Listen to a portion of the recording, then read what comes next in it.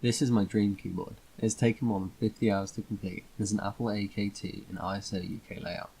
Nobody makes an ISO alps 60% PCB and I didn't want to compromise, so I had to cut down the steel backplate from the keyboard and handwire it. First I soldered diodes to every switch, then created a matrix and connected every row and column to a teensy 2.8 before creating some firmware using QMK. The switches are the alps skcm creams that came standard with the AEK.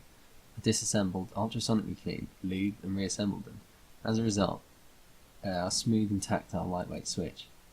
The board also features a brass weight, a cut to fit in the battery cavity of the case. The case is KBD fans tofu and 60% acrylic. The project has cost around £200 to $260 and was started because I'm in love with the keycaps of the AEK2 and their weird font. I hope you like it.